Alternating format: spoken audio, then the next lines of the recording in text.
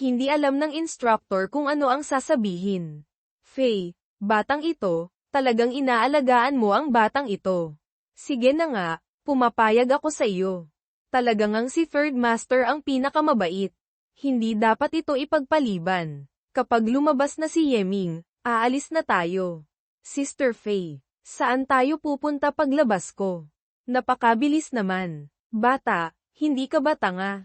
Ang Library Pavilion ay isang magandang lugar. Ang manatili pa roon ng kaunti ay mas makakabuti sa iyo. Tunay ngang isang hanggal na bata.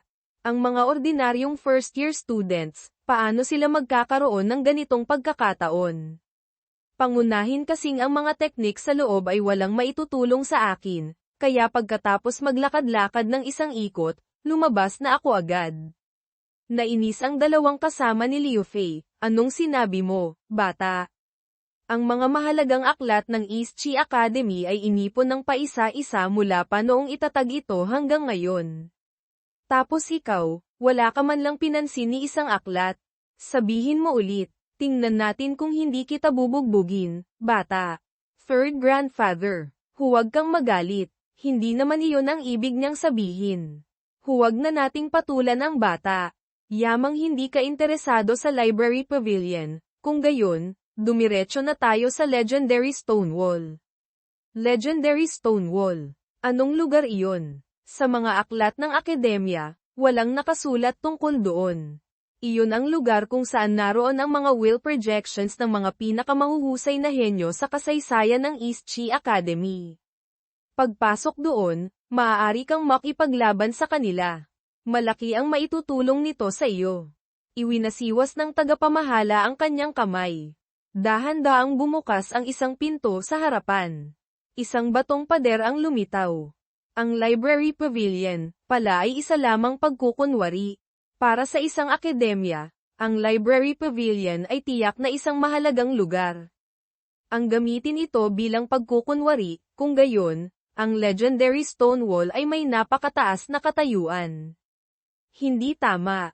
Ang batong pintong ito ay isa ring pagkukunwari. Ang tunay na anyo nito ay isang transmission array. Ngunit, paano binubuksan ang array formation na ito? Karapat-dapat pag-aralan. Isang sira-sirang pinto, ano pa ang kailangang pag-aralan?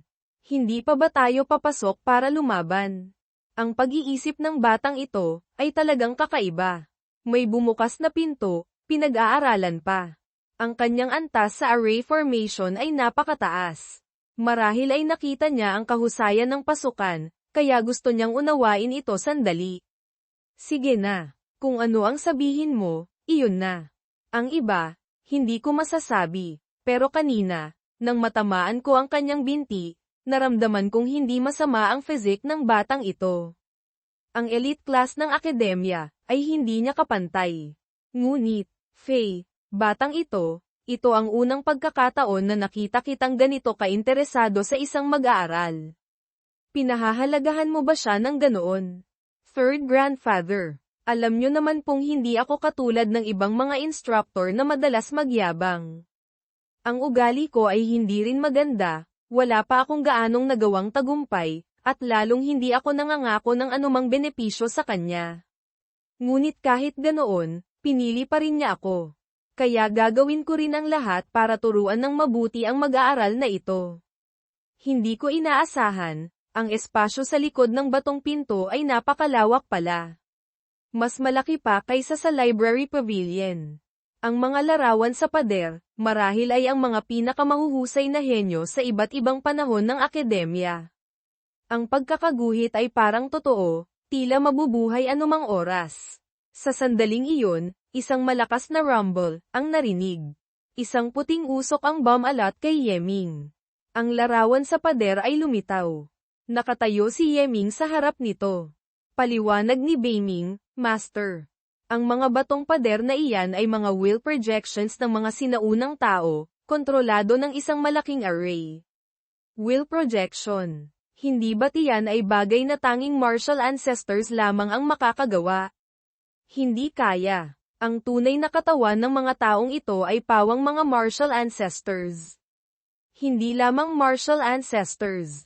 Mayroon ding hindi kakaunting mga projections ng martial saints, kahit pa martial gods. Kung nais ni Master na lumalim pa, iisa lamang ang daan para makadaan. Mabuti na lang at lahat sila ay lumalabas gamit ang third-grade martial artist realm. Maaari tayong lumaban. Hayaan mong subukan ko, ang mga maalamat na personalidad sa kasaysayan ng akademya. Nagsimula ring gumalaw ang projection. Ang lakas. Ang taong ito ay gumagamit ng isang king-grade sword technique. Hindi lamang iyon, sa kanyang sword chi ay may nakatagong yuan chi. Bawat hiwa ay may napakalakas na puwersa. Tinaas ni Yeming ang kanyang mahalagang espada gamit ang dalawang kamay, naghanda para sumalag. Kahit pareho kami ng realm, sa direktang paghaharap, wala akong makuhang kalamangan. Hindi nga may kakaila na tinawag silang mga henyo ng alamat. Lumipat ang eksena sa isang lugar sa East Chi Academy. May 3 taong tahimik na nagmamasid kay Yeming mula sa malayo. Li Chunfeng, Academy Head ng East Chi Academy. Matagal ng panahon mula nang may nakita akong mag-aaral na humahamon sa legendary Stonewall. Umaasa akong hindi ako bibiguin ng batang ito. Owa, sino ito? Nagagawang makipagsabayan sa projection ni Long Aoshan. Tunay ngang isang henyo. Si Long Aoshan ay mayroong saint body physique. Noon, siya ang numero 1 sword master sa ating East Chi Academy. Kahit pa pumasok siya sa Azure Dragon Academy, mapapabilang pa rin siya sa top 10. Pagkatapos, naging isa siyang dakilang martial saint, tumulong sa ating imperyo na palawakin ang teritoryo sa labas. Malaki ang kanyang mga nagawa. Ang makipaglaban sa kanya hanggang sa ganitong antas, hindi talaga pangkaraniwan. Academy Head, ano po ang tingin ninyo sa batang ito? Siya ay dinala ni Old Man Liu Fei. Marahil ay bagong mag-aaral. Sa tingin ko, hindi pa niya ginagamit ang lahat ng kanyang lakas. Sa labang ito, natatakot akong matatalo ang projection ni Long Aoshan. Interesante. Ang legendary Stonewall na ito ay inayos ayon sa lakas mula noon hanggang ngayon. May kabuo ang 50 tao. Ang lakas ni Long Aoshan ang pinakamababa, nasa ika-50 pwesto. Ang projection ng Academy Head ay nasa ika-30 pwesto, hindi naman kalapitan sa unahan. Kung magagawang talunin ng batang ito ang projection ng Academy Head, magiging interesante iyon. Ganoon ba? Kung ganyan ang inaasahan ninyo, bakit hindi tayo pumusta? Kung magagawang talunin ng batang ito ang ika-30 pwesto, talo ako sa inyo ng tig-isang banga ng Heavenly Brew bawat isa. Kung hindi niya matatalo, bawat isa sa inyo ay talo sa akin ng tig-isang banga ng Heavenly Brew. Nagtawanan ang dalawa. Sige, bagamat mahirap makuha ang Heavenly Brew, hindi naman namin maaaring sirain ang kasiyahan ng Academy Head. Kung gayon, pumusta tayo. Sa loob, si Yeming at ang projection ni Long Aoshan ay nagpalitan na ng daan-daang atake gamit ang espada, hindi pa rin matukoy kung sino ang mananalo. Tumayo ng matatag si Yeming. Oras na para tapusin ang laban. Two Forms Sword Art, Yuan by Ring. Dahan-daang naglaho ang projection ni Long Aoshan. Hindi talaga madaling kalaban. Ngunit, ang mga taong ito, malamang hindi nila ako bibigyan ng oras para magpahinga. Agad na may isa pang lumitaw. Oras na para lumabas si Ghost Staff Wuyong. Ang taong ito ay may talento ngunit huli nang nakilala. Noong 25 taong gulang siya, martial artist pa lamang. Pagkatapos, palakas siya ng palakas. Ang kanyang staff technique ay kahanga-hanga. Tinagurian siyang staff saint. Ang yin-yang staff technique ni Wuyong ay kayang gawing himala ang ordinaryo, halos katulad ng prinsipyo ng two-form sword art na ginagamit ng batang ito. Kung sapat ang pangunawa ng batang ito, marahil ay may matututunan siya. Ang taong ito, marahil ay hindi rin madaling kalaban. At saka, ang sunod-sunod na labang ganito ay medyo dehado para sa akin. Ang pinakamagandang opsyon ay tapusin ito ng mabilis. Yuan by Ring. Ginamit ni Wuyong ang kanyang tungkod para salagin ang espada ni Yeming, ang Yuan by Ring, nagawa niyang pigilan. Tumalon siya at gumanti ng atake kay Yeming. Ang bilis. Ngunit nakapaghanda pa rin ako. Nagulat si Yeming, tinamaan ng tungkod ni Wuyong ang kanyang mukha. Napaatras siya ng ilang hakbang. Ha ha ha. Interesante. Napaka-interesante. Sa parehong realm, nagawa mo akong paatrasin ng ganito. Simula nang makilala ko si Beiming, ito ang unang pagkakataon. Hindi nga may kakaila ang mga maalamat na mag-aaral ng East Chi Academy. Tunay ngang magagaling. Kung gayon, hindi na rin ako maaaring magtago pa. Ginamit ni Yeming ang Tai Yi Divine Calculation. Nakita ang mga galaw ni Wuyong. Nakita ko na. Ang taong ito, gustong atakihin ang ibabang bahagi ng aking katawan. Nakita ko na ang kanyang susunod na hakbang. Gagamitin ko ang instant step papunta sa kanyang likuran. Split. Sa pagkakataong ito, tiyak na matatalo ko na siya. Yuan Bai Ring. Sa sandaling iyon, biglang inihagis ni Wuyong ang kanyang tungkod papunta sa likuran. Nagulat si Yeming, hindi nakailag.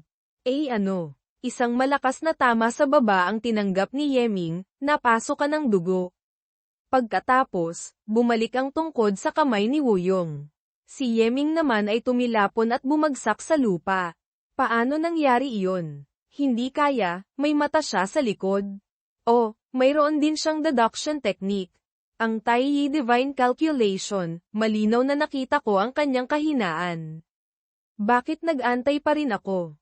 Sabi ni Beiming, Master. Huwag kang mataranta. Panatilihing kalmado ang isip. Ang Yuan Bai Ring, nasira na nga, pati ang Tai Yi Divine Calculation ay walang silbi.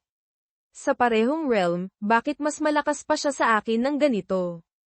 Hindi kaya, siya rin ay may perfect foundation. At saka, ang lakas niya, mas malakas pa kaysa sa akin. Sabi ni Beiming, Master. Magising ka. Huwag kang malinlang ng kanyang panlabas na anyo. Nagulat si Yeming, may napagtanto. Panlabas na anyo, nakakalinlang. Kailangan kong tingnan ng malinaw. Talaga, bang mas malakas siya sa akin? Ang matamaan ng ganito, hindi ba't problema ko ito mismo?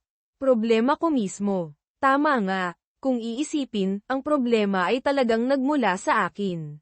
Kung ito ay isang martial arts competition, ang seluhin ang bawat atake, ang masugatan ang katawan, ay mga bagay na normal lamang. Ang isang atake o kalahating teknik na mapunta sa dehado ay maituturing ding normal. Ngunit ako, dahil nataman ako at nasugatan, nalito ang aking isipan. Ang nasa isip ko lang ay gamitin ang absolutong lakas para mabilis na supulan ang kalaban. Hindi ko pinag-isipang mabuti kung anong paraan ang ginamit ng kalaban para sirain ang aking atake. Kaya ako nabigo ng ganito. Kaya pati si Beiming ay hindi na nanood pa.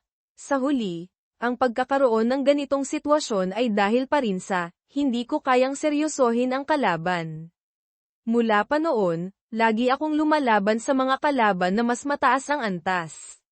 Biglang humarap sa isang henyo na kapantay ng antas, pagkatapos manalo sa isa, ang kamalayan sa aking puso na minamaliit ang kalaban ang nagdulot ng ganito kalaking pagkatalo.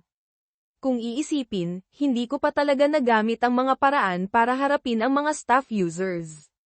Maraming Giant Force Slash at Illusion Steps ang maaari kong gamitin.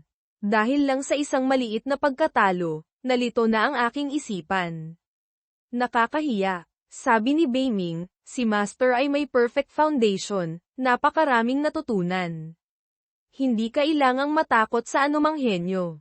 Ngunit hindi rin maaaring maliitin ang kalaban.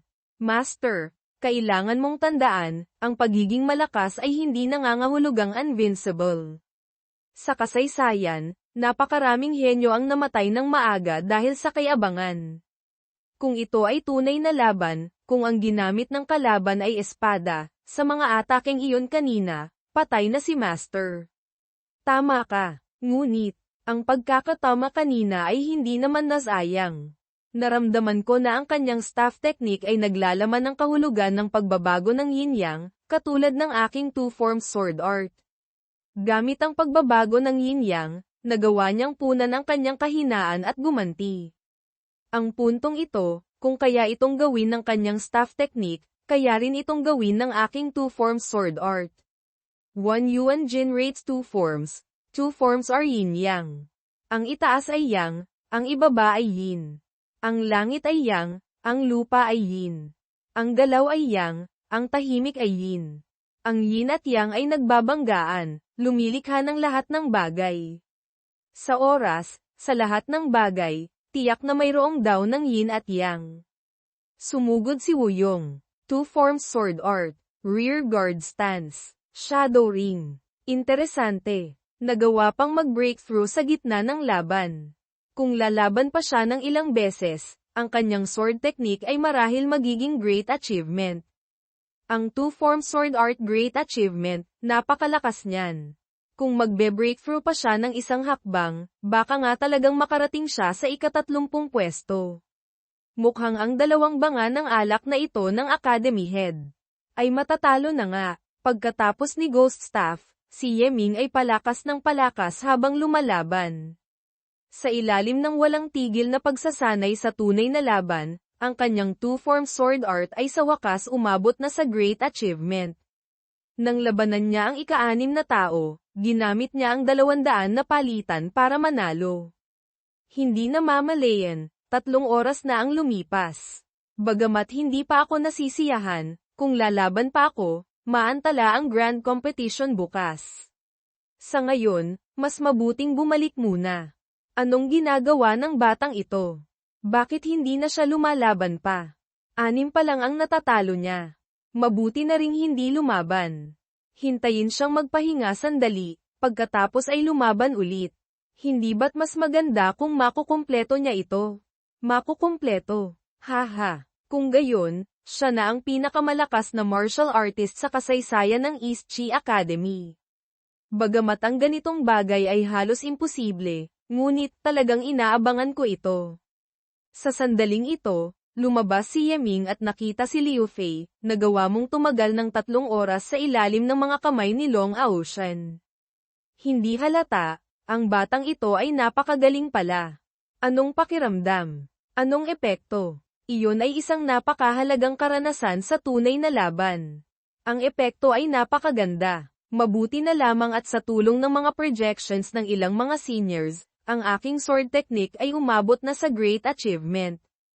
Ilang mga seniors. Teka, hindi kaya, natalo mo ang mga legendary geniuses sa loob. Tama po, natalo ko ang 6. Dahil ayokong maantala ang grand competition bukas, kaya umalis muna ako. Napakagaling. Noon, umaasa lang akong matatalo ka at makakapulot ng karanasan.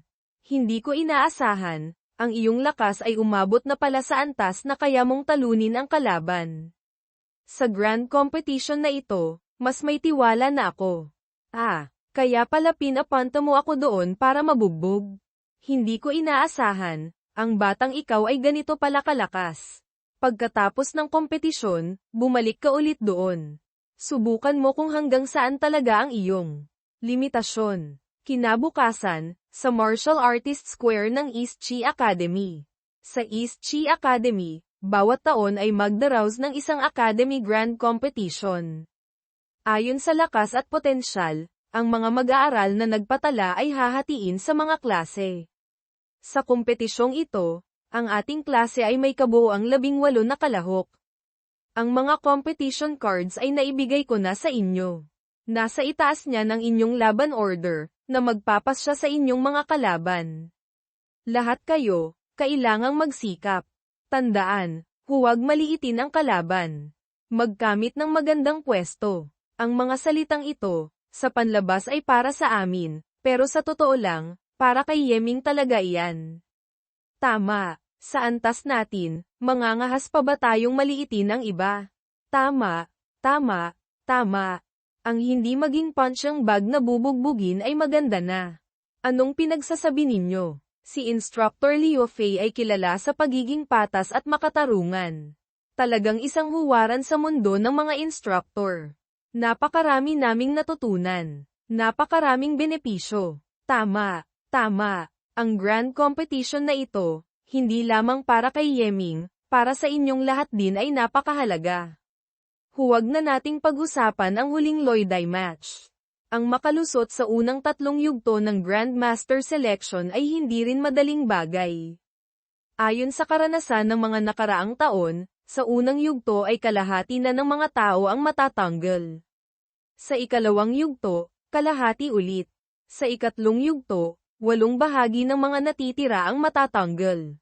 Huwag ninyong tingnan na ang bilang ng mga kalahok ngayon ay mahigit 6,000. Sa huli, ang makakaakyat sa Loidai ay iilandaan lamang. Kung makakalaban ka sa Loidai at makapasok sa top 50, makakatanggap ka ng malaking gantimpala. Narinig kong para makapasok sa elite class, kailangang makapasok sa top 10. Napakahirap nitong gawin, ngunit hindi rin kayo dapat panghinaan ng loob. Maaari ninyong itakda ang inyong layunin na makapasok sa top 50. Kahit pa ang makalusot lamang sa Earthmaster Selection ay ayos na. Ang karanasang makukuha sa martial arts competition ay napakahalaga rin. Umaasa akong lahat kayo ay makakaabante. Unang yugto, magsimula. Inaanyayahan ang mga mag-aaral na bumuo ng grupo ng 500 tao. Isa-isang lumapit sa Greenwood, testing pillar, at simulan ang strength test.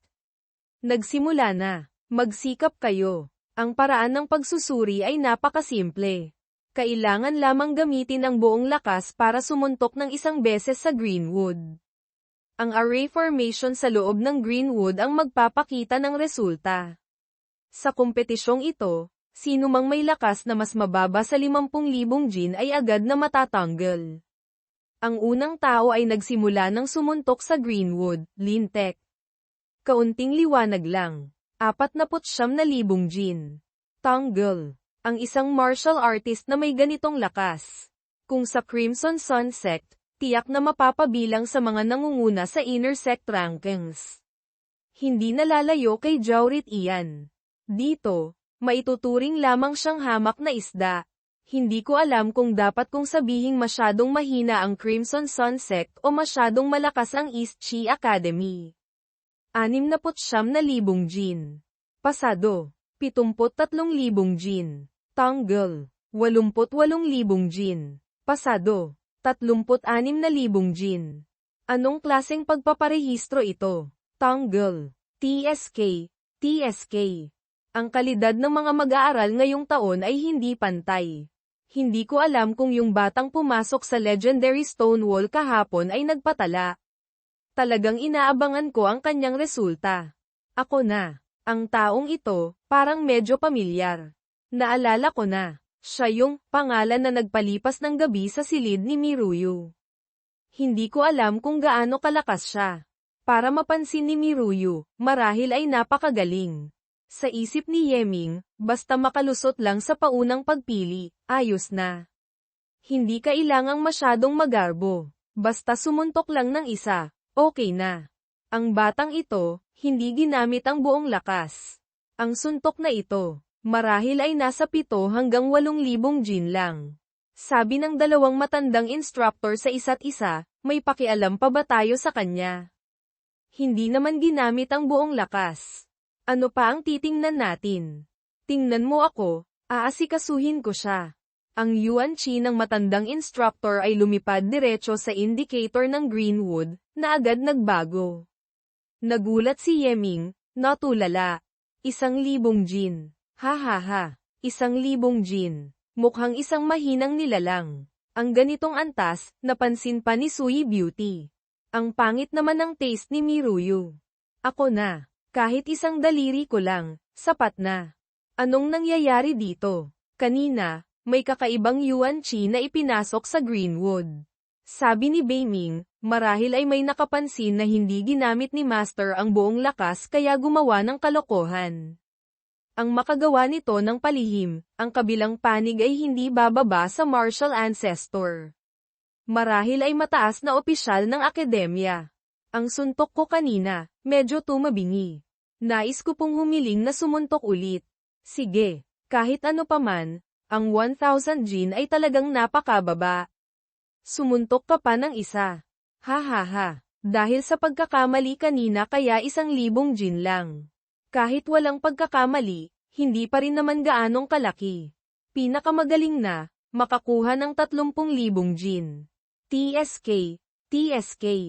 Ang antas na. Ito, ay talagang mahina. Wala nang sasabihin pa. Pagbalik, liligawan ko agad si Miruyu. Yumapak si Yeming para kumuha ng puwersa. Kung gusto ninyong makita ang buong lakas ko, kung gayon, ipapakita ko sa inyo. Itinoon ang lakas ng buong katawan sa kanang braso, maaaring magpakawala ng atakeng doble ang lakas. Ang suntok ni Yeming ay nagpakawala ng malakas na puwersa na kumalat sa paligid. Lahat ng tao ay nagulat at napanganga. Ang indicator ng Greenwood ay umilo ng husto. Ang lakas ng isang suntok na ito ay 300,000 gin. Lahat ay natigilan. Teka, hindi ako nagkamali ng dinig. Ilan daw? 300,000 gin. Lintek. Sa mga first-year students, sino ang makakasuntok ng ganito? Ito ba'y lakas na kayang taglayin ng isang martial artist? Ang Greenwood ay may espesyal na force-bearing runes. Pero nagawa pa ring masira ng ganito. Nagpapatunay na ang kanyang lakas ay lumampas na sa limitasyon ng martial artist. Palitan ang Greenwood na ito. Academy Head. Natatandaan ko, ang lakas ng pagsabog ninyo noong nasa martial artist realm kayo ay hindi umabot sa ganitong antas, hindi ba? Ang batang ito, ay talagang isang halimaw. Tama ka. Ayon sa lakas na ipinapakita niya ngayon, ang mga ordinaryong instructor ay hindi na siya kayang turuan. At tayo naman, may mga posisyon tayo, hindi rin madaling kumuha ng disipulo. Marahil ay kailangang tawagin pabalik ang batang iyon. Hindi ba't nasa battlefield siya ngayon? Gusto ninyong tawagin siya pabalik mula sa battlefield para maging instructor ni Yeming. Talagang pinag-iisipan ninyo ito ng husto. Ngunit, kung sa bagay, siya lang din naman ang kayang pumihil kay Yeming. Hindi pa napapagpasyahan ang lahat. Magpatuloy tayong manood. Ang ikalawang yugto ay pagsusuri sa bilis. Kailangan ninyong makalusot sa obstacle tunnel. At kailangan ding iwasan na matamaan ng mga mekanismo sa loob. Ang mag-aaral na matamaan ng 3 beses ay matatanggal. Ang bilis. Nawala na. Ang mga mekanismo. Hindi man lang siya mapigilan. Anong step technique iyon? Nagagawa pang lumikha ng mga ilusyon. Ang ikatlong yugto ay pagsubok sa kabuoang lakas sa laban. Para makalusot, kailangang tamaan ang Iron Man ng hindi bababa sa 3 beses. At makatakas mula sa pagtugis ng Iron Man. Lintek, pati ang Iron Man, winasak din. Lahat ay winasak mo na. Ano pa ang eye test namin? Dahan-dahan lang. Magtira ka naman ng 2 para sa amin. Ha, ang batang ito, mukhang nainis na sa iyong mga hadlang. Nagsimula nang magwala. Interesante. Ang init ng ulo na ito, bagay sa aking personalidad. May itsura ko noong araw. Academy Head. Kayo noon, ay yung tipo na gumagawa ng gulo ng patago. Hindi kasing lantarang tulad niya. Pagkatapos ng 3 yugto ng pagsala, ang bilang ng mga mag-aaral mula sa 6,000 sa simula ay bumaba na lamang sa 248. Ang focus ng grand competition ay lumipat na sa Loiday. Naghihiyawan at nagche-cheer ang mga tao sa ibaba.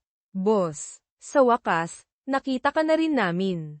Zhang Heng. Anong nangyari? Grand selection, walang nangyaring hindi inaasahan, hindi ba?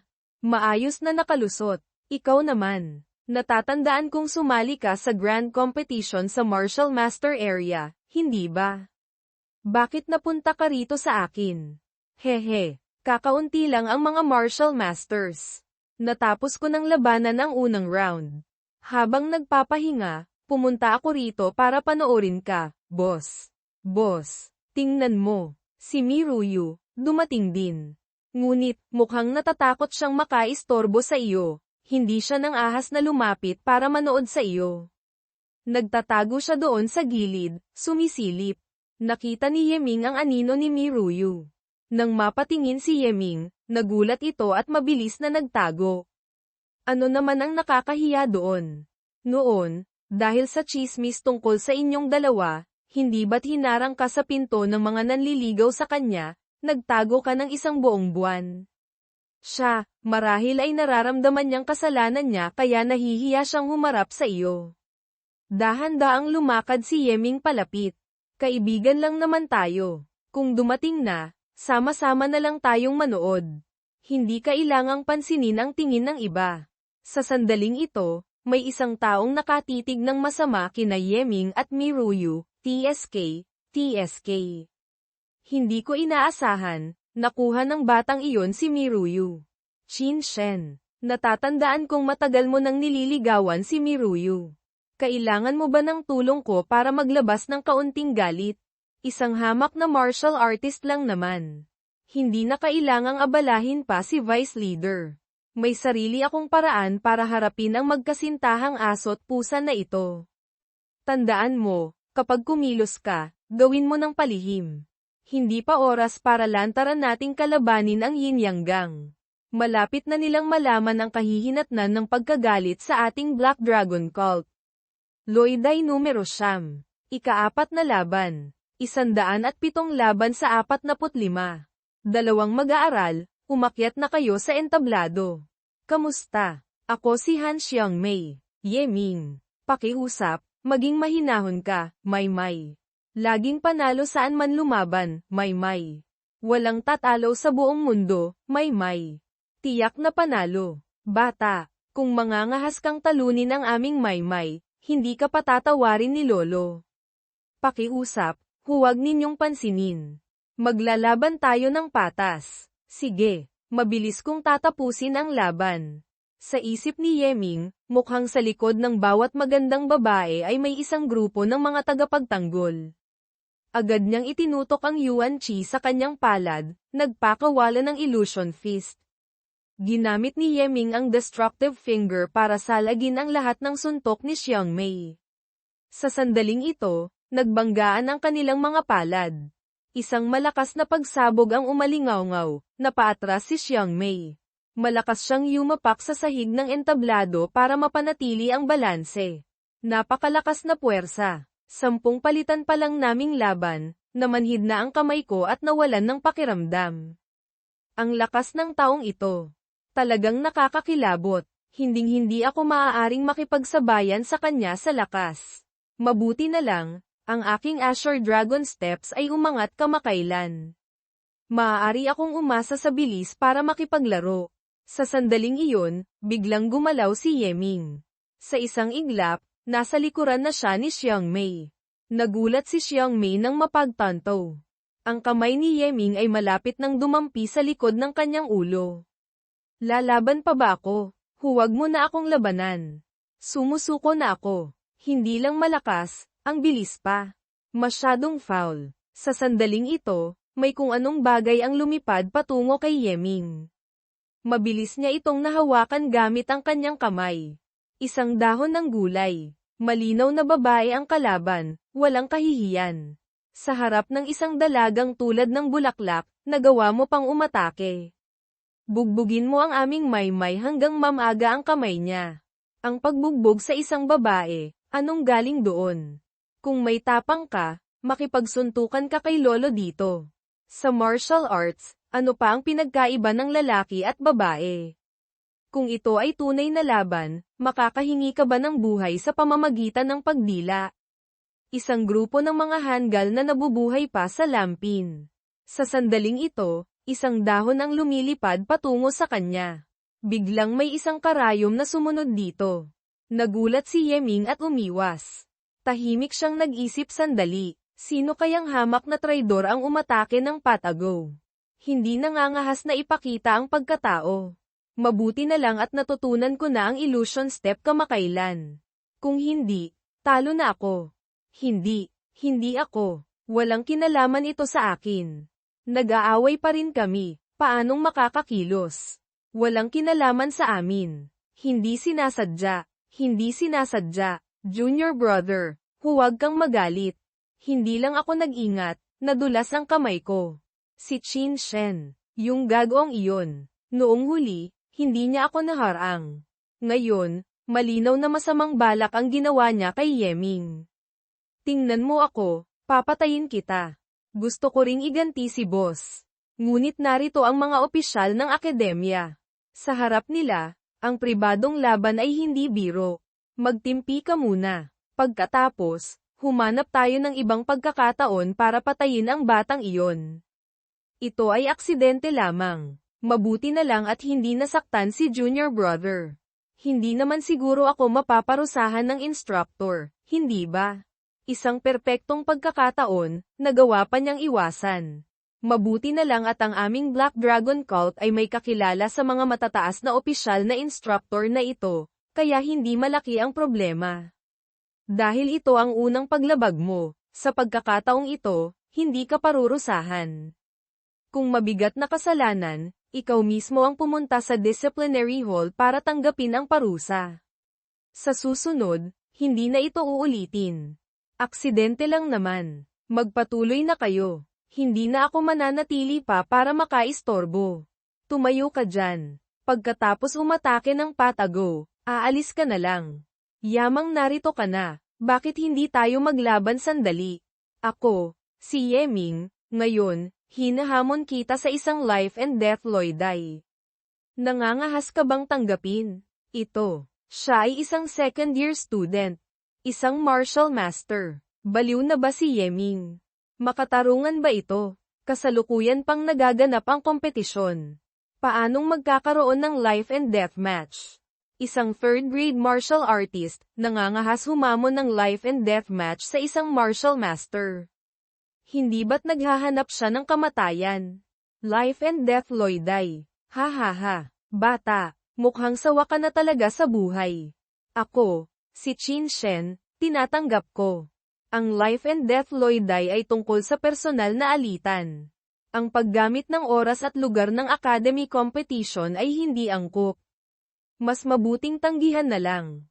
Sa isip ni Yeming, ang transmission na ito ay boses ng academy head. Hindi ba't nasa Grand Martial Master area siya? Bakit napunta siya rito sa martial artist area para magpas siya sa laban? Hayaan silang maglaban. Ayon sa mga patakaran ng gantimpala. Ayos lang din sa akin. Academy Head, mabuti silang lahat. Yamang nagkasundo na kayong dalawa. Kung gayon, dito nagaganapin ang life and death loiday match. Hinihikayat ng akademya ang mga labang buhay at kamatayan na lumalagpas sa antas. Kung magtatagumpay ang humahamon, batay sa agwat, bibigyan ng mas malaking gantimpala ang mas mababang antas na disipulo. Tuntunin ng gantimpala, martial artist laban sa martial master 2,000 yuan, martial artist laban sa grand martial master 10,000 yuan, laban sa mas mataas ng isang minor realm 3,000 yuan, si Qin Shen ay isang first level martial master. Si Yeming ay isang third grade martial artist. Mas mababa ng dalawang minor realms at isang major realm. Kung mananalo siya, makakatanggap siya ng gantimpalang 1,000,000 martial ancestor coins. Diyos ko, ang laking halaga niyan. 1,000,000 martial ancestor coins. Kahit pa 10,000,000, ano naman ang silbi? Paanong mananalo ang isang third-grade martial artist sa isang first-level martial master? Ang perang ito, ay parang pagguhit lang ng numero. Imposibleng makuha, 2 minor realms at isang major realm. Napakahirap talunin. Ang mga henyo sa kasaysayan ng akademya na nakarating sa ganitong antas, sa loob ng legendary Stonewall, lahat sila ay kilala sa top 5. Talaga bang mananalo si Yeming? Ito, masyadong malaki ang agwat ng realm. Paano na ngayon? May paraan ba para pigilan ang laban? Kung hindi, aatake na rin ako ng patago. Parusahan kung parusahan. Pinakamasama, mapaalis sa akademya. Hinding-hindi ko hahayaang mamatay si Yeming. Huwag kang mag-alala. Si boss, tiyak na mananalo. At saka, mayroon pa akong, hindi kakaunting kita. Paano mo nasabi iyan? Hehe, si boss, nag-transmit sa akin kanina. Susunod, ganito ang gagawin natin. Academy Head. 1,000,000 martial ancestor coins, hindi maliit na halaga iyan. Halos katumbas na ng yaman ng ilang mas mahihinang silver aristocratic families. Paano kung manalo si Yeming? Kung mananalo siya, Nagpapatunay lamang na ang kanyang halaga ay mas mataas pa kaysa sa mga numerong ito. Ibigay mo sa kanya, ano naman ngayon? Nagsimula ng magingay ang mga tao sa ibaba. Pusta na. Pusta na. Yeming laban kay Qin Shen. Life and Death Grand Loi Dai. Isa laban sa 10. Halina kayo, pumusta na. Tingnan ninyo rito. May nagbukas ng pastahan. Hindi ba't parang libreng pera na ito? Nang ahas pa talagang magbukas. Pusta na. Pusta na. Bilisan nyo, pumusta na. Isa laban sa 10. Martial artist na lumalagpas sa antas, hinahamon ang martial master. Isang labang 100 taon bago maulit. Kapag nahuli kayo, wala na kayong kikitain. Bilisan nyo. Sinong humipo sa puwit ko? Kapatid, naapakan mo ang paa ko. Libreng pera. Sino ba namang ayaw? Pupusta ako kay Qin Shen. 1,000 martial monarch coins. Pupusta ako kay Qin Shen. 1,000 martial ancestor coins. 300 martial ancestor coins. Ano pa bang pipiliin? 10,000 Fu talisman coins. Pusta kay Qin Shen na mananalo. Ang panalo ay isa lang sa 10. Mababa man, may kikitain pa rin. Pusta kay Qin Shen. Sa sandaling ito, may pumusta kay Yeming, pusta kay Yeming. 10,000 martial ancestor coins. Pusta kay Yeming. Marami ka bang pera na walang mapaggastusan? Kahit alam pa ng lahat na hindi simple ang relasyon ninyo ni Yeming, hindi mo naman kailangang pilitin ng ganito. Hindi kaya, tanga siya. Sa tingin ko, si Miruyu ay alam ng patay na si Yeming, hindi kayang harapin ang katotohanan, kaya nabaliw. May punto ka. Kapag namatay na si Yeming, aaliwin ko siya. Baka sakaling magkaroon ng pagkakataon na umangat sa buhay. Ikaw ang mamamatay. Kahit mamatay na kayong lahat, hindi siya mapapahamak. Gusto ko siyang pastahan. Kung hindi ko lang naubos lahat, ang Fu talismans na itinago ko para ibenta at gawing pera. Pupusta rin ako ng 10,000. Ngayon, itong mga ito na lang ang natira kong pera mula sa paggawa ng mga misyon nitong mga nakaraang taon. Interesante. Talagang napaka-interesante. Ganito kasaya. Bilang vice leader, hindi naman pwedeng hindi ako magpakita ng kaunti, hindi ba? 80,000 martial ancestor coins. Pusta kay Qin Shen. Lintek. 80,000 martial ancestor coins. Hindi nga may kakaila na siya ang vice leader. Napakagalante. Ang Black Dragon Gang ay mayaman. Ang pagbugbog sa kanya. Ang mga kamao ay kumikita ng hindi kakaunti. 80,000 martial ancestor coins, maliit na bagay lang naman. Pati ang leader at vice leader ng Yin Yang Gang, dumating din. Sa pagkakataong ito, talagang malaki ang laro. Pusta ako kay Yeming. 150,000 martial ancestor coins. Pusta ako kay Yeming. 50,000 martial ancestor coins. Leader Merong. Napakagalante mong magbigay ng maraming pera sa amin. Nakakahiya naman. O, hindi kaya, naniniwala ka talagang mananalo si Yeming? Bakit hindi mananalo? Ang tao ng aking Yin Yang Gang, ang manalo sa tao ng iyong Black Dragon Gang, hindi ba't natural lamang iyon? Ha, noon, nag-aalala pa akong masyadong maliit ang tubo, walang gaanong kikitain. Hindi ko inaasahan, may dumating para magbigay ng pera. Ang leader ng Yin Yang Gang, gaya nga ng sabi sa alamat, walang laman ang dibdib at wala ring utak. Pusta kay Qin Shen. Pusta ako kay Qin Shen. Sinabing walang laman ang dibdib ko at wala pang utak. Lumabas ka rito. Tingnan mo kung hindi kita papatayin. Senior sister, huwag kang magalit. Ang sitwasyong ito ay hindi angkop para makipag-away. Haha, lahat tayo, kapayapaan ang maghahatid ng yaman. Kapayapaan ang maghahatid ng yaman. May gusto pa bang pumusta?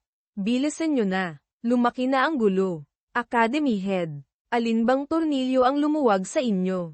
Bakit pumayag kayo sa ganitong hindi patas na life and death loiday? Ngayon, hindi na mapipigilan ang sitwasyon. Maaari na lamang umasa na mananalo si Yeming. TSK, TSK, TSK. Dahil sa desisyon ng hanggal mong iyan. Mamatay ka na lang sana mag-isa. Dinamay mo pa ang yin yang gang, nawalan tuloy kami ng mukha. Pagod ka na bang mabuhay?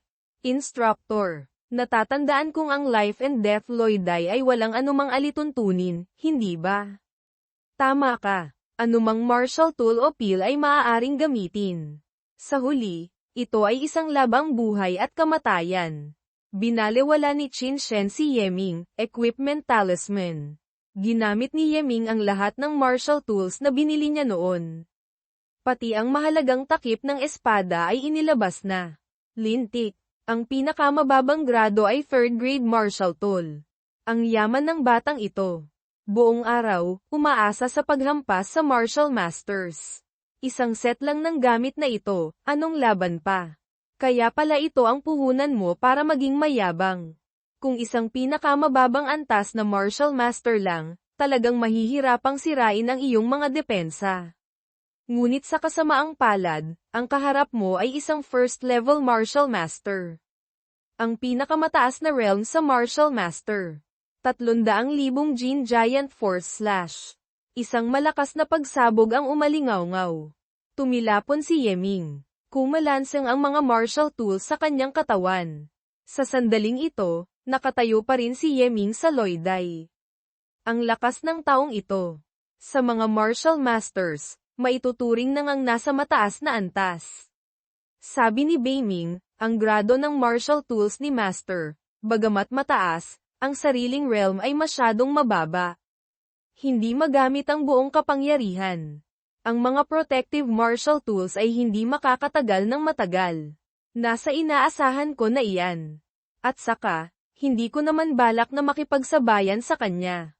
Isang katawan ng purong lakas. Magaling, ngunit walang silbi. Ang martial master at martial artist, sa pag-condense ng Yuan Qi, ay may pagkakaiba sa kalidad. Ang agwat ng Yuan Qi sa pagitan natin, ay parang pagkakaiba ng magaspang at pinong bakal. Kung hindi dahil sa mga protective martial tools mo, ngayon, hindi ka man patay, baldado ka na. Ang dami mong sinasabi. Martial Monarch Coins. Nakakatawa. Gusto mong gamitin ang Martial Monarch Coins para patayin ako. Mukhang hindi gumagana ng maayos ang utak mo. Ano? Walang tigil na naghagis si Yeming ng Martial Monarch Coins. Tingnan mo ako, huhuberin kita ng buo. Para malaman mo, kapag wala kang martial tools, wala kang kwenta. Ha, baliw na ba si Yeming? Nag-iisip siyang gamitin ang Martial Monarch Coins para talunin ang isang first-level Martial Master. Kung patag ang atake, baka sakali, may kaunting tsansa pa. Ang direktang pag-atake ng ganito, hindi ba tanga? Huwag nang sabihing Martial Master. Kahit isang martial artist na marunong ng kaunting ordinaryong step technique ay madaling makakailag. Ang protective martial tools ng batang ito, hindi na makakatagal pa ng ilang beses. Hindi maganda ang sitwasyon. Academy Head, kayo rin naman ay nalilito. Bakit pumayag kayo sa ganitong bagay? Ang pagpatay sa isang henyo, gaano kalaking kawalan iyon para sa akademya, hindi ba? Maaari akong kumilos kapag nasa pinakadelikadong sandali siya, iligtas ang kanyang buhay. Bagamat masisira nito ang mga alituntunin, ngunit ang kanyang talento ay karapat-dapat para gawin ko ito. Hindi na kailangan. Anumang henyo, na nais maging isang dakilang nilalang sa isang rehiyon, ang paghamon na lumalagpas sa antas ay kinakailangan. Hindi maaaring wala. Kung mamamatay siya rito, nagpapatunay lamang na hanggang doon lang siya. At saka, ang batang ito ay tuso. Sinasadyang magpakita na mas mahina kaysa sa kalaban. Si Qin Shen, nahulog na sa kanyang patibong. Habang umiiwas si Qin Shen sa mga atake ni Yeming, lumalapit din siya. HMPH. Talagang madulas. Sumigaw si Qin Shen, nagpakawala ng Black Dragon Annihilation Slash. Habang si Yeming naman ay gumamit ng instant step. Naghiyawan ang mga manunood. Delikado. Diyos ko. Patuloy na umatake si Qin Shen, nasaan na ang iyong kayabangan kanina? Bakit lagi ka nalang umiiwas? Kahit espada ko, Hindi mo nangangahas na salagin. Sa ganitong antas lang, saan ka kumuha ng lakas ng loob para hamanin ako ng life and death Lloyday? Mamatay ka na para sa akin. Ang anino ni Yeming ay nahiwa sa dalawa. Ilusyon. Sa sandaling ito, lumitaw si Yeming bilang 5 anyo. Anong demonyo ito? Movement technique, step technique, illusion, martial technique. Kailanman ay hindi ko pa narinig. 5 Yeming. Kaya pala natutunan ng batang ito ang Azure Dragon Steps ng ganoon kabilis. At binaliwala pa ang mga secret manuals sa Library Pavilion. Lumalabas na may dala siyang malalim na martial technique. Ang kahusayan ng step technique na ito, mas malalim pa ng isang antas kaysa sa Azure Dragon Steps. Tingnan ninyo, ang mga ilusyon ni Yeming, kasama ang tunay na katawan, gumagalaw na. Magsisimula na siyang gumanti. Hindi kaya, ito na ang kanyang huling alas. Ito, sa itsura nito, hindi ito pangkaraniwan. Baka sakali, talagang may kakayahan siyang lumaban sa isang first-level martial master. Ang mga anyo ni Yeming ay sabay-sabay na kinuyam ang martial monarch coins sa pagitan ng 2 daliri. Buong araw pa rin, martial monarch coins pa rin ang ginagamit. Madaling nakailag si Qin Shen, akala ko kung anong alas ang tinatago mo. Hindi ko inaasahan, ito lang pala. Yamang ganyan kakaasa sa martial monarch coins, kung gayon, tutulungan kitang makita ang katotohanan. Sa tingin mo ba talaga, matatakot ako sa martial monarch coins? 5 martial monarch coins ang pinutol ni Qin Shen sa 2. Nanay ko. Ito ang unang pagkakataon na nakakita akong martial monarch coin na nasira. Masyadong malaki ang agwat ng kanilang realm. Kung pareho silang martial masters, kahit bigyan mo pa si Qin Shen ng 10 lakas ng loob, hindi siya mangangahas na sirain ang martial monarch coin. Wala nang dapat panoorin pa. Talo na si Yeming. Maghanda na kayong pulutin ang kanyang bangkay. Teka, kakaiba. Bakit pagbagsak sa lupa, mayroon pa ring isang buong martial monarch coin? Siguro si Yeming, pansamantalang nagmadali, hindi nag-ingat, naghagis ng 2 piraso. Ngunit isa lang ang ginamitan ng Yuan Qi para paandarin. Yung isa pang natira, natural na nahulog na parang ordinaryong pera lang. Ganoon ba? Kung gayon, ang dami naman niyang pagkakamali. Ang dami ring nahulog. Naglaro na ng matagal, nakakasawa na rin. Oras na para ipakita ko sa iyo kung gaano kalaki talaga ang agwat nating 2. Tama ka. Dapat nang ang matapos. Gamit ang aking Dragon Scale Armor Sword bilang pundasyon.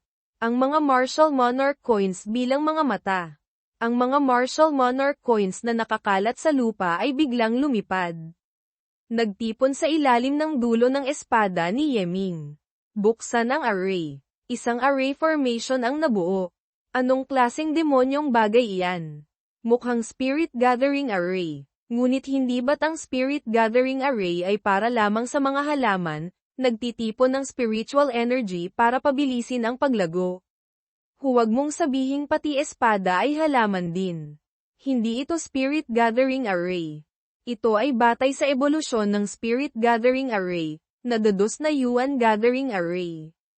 Bagamat magkatulad ang prinsipyo ng 2, magkaiba ang epekto. Ang Yuan Gathering Array ay pangunahing nagpapapasok ng panlabas na Yuan Qi sa loob ng katawan, umaagos ayon sa istruktura ng mga meridian, kaya nakakamit ang mas mabilis na layunin ng bilis ng cultivation. Ngunit itong Yuan Gathering Array ni Yeming, malinaw na may pagbabago. Para ipakita ang epekto ng pagpapasok ng Yuan Qi mula sa Martial Monarch Coins sa espada.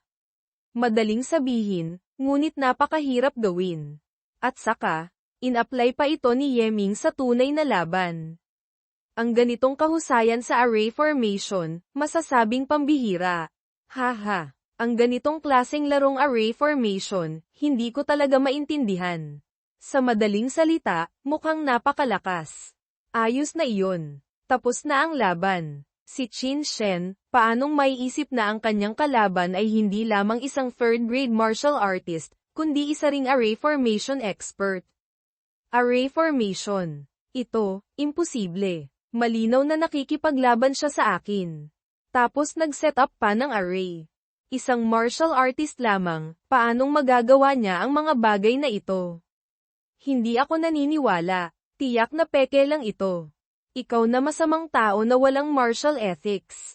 Marami pang bagay na hindi mo maiisip. Sayang nga lang, wala ka ng pagkakataong makita pa. Hindi pa tapos. Mayroon akong ice vigor pill. Mayroon pa akong malaking killing technique.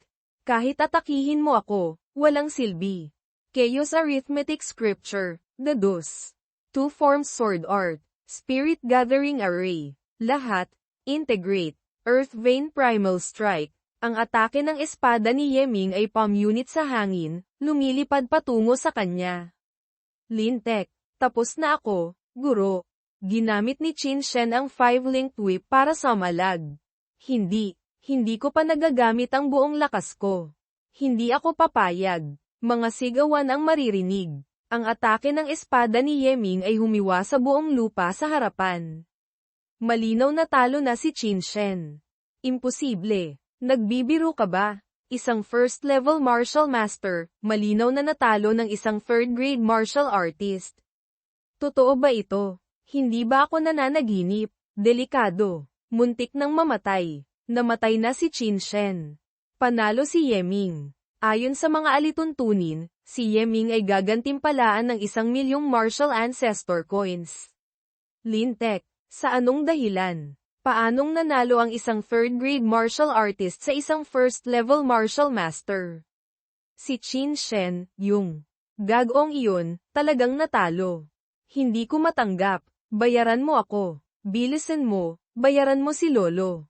Ang pera ko. Martial ancestor coins. Lahat nawala. Ang batang ito ay talagang isang demonyo. Nagpanggap na gumagamit ng martial monarch coins para umatake. Sa katunayan, nagse-set up siya ng array. Sa bawat atake niya, hindi isang piraso ang inihahagis niya, kundi 2. At ang pangalawang martial monarch coin ay nakatago sa loob ng una. Ang lugar kung saan inilalabas ang Yuan Qi.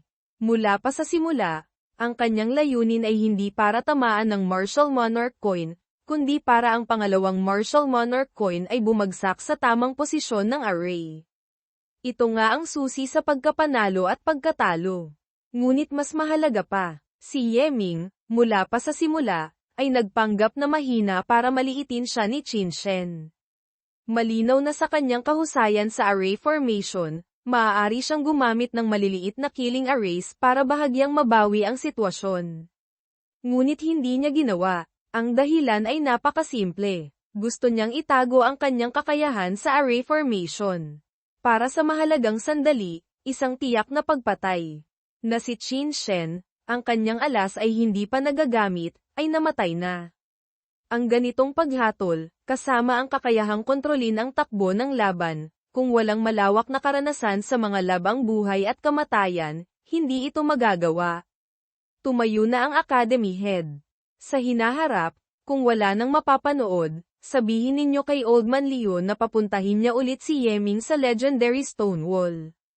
At saka, ibigay mo kay Yeming ang Martial Ancestor Coins. Opo. Sa wakas, nanalo rin. Ha ha ha, yumaman na. Alam ko nang ang hindi matatalo si boss. Noong nasira ang Martial Monarch Coins ni Yeming, halata namang takot ka na at hindi makapagsalita. Linisin mo sandali, Tara na. Dapat na tayong bumalik sa Martial Master area natin. Sige na, munting sister-in-law. Anong sabi mo? Munting sister-in-law. Pati munting sister-in-law. Hehe, narinig ko kay boss na may kapareha na raw siya. Kaya, ikaw ay maaari lamang tawaging munting. HMPH. Sinong gustong maging kapareha niya? Magkaibigan lang naman kami. TSK. Hindi ko inaasahan, natalo niya si Qin Shen. Isang napakagaling na bata, bagamat natalo ako ng 80,000 martial ancestor coins, ngunit mabuti na lang, mababawi ko ito mula sa Yin Yang Gang. Ang Life and Death Loidai. Pagkatapos nito, nagpatuloy ang academy competition. Ngunit dahil sa laban ni Yeming na iyon na masyadong matindi, Ang mga ordinaryong laban ay nagmistulang walang interes para sa mga mag-aaral. Bagamat turno na ni Yeming na lumaban, ang kanyang mga kalaban ay sunod-sunod na sumuko. Madaling nakuha ni Yeming ang unang pwesto.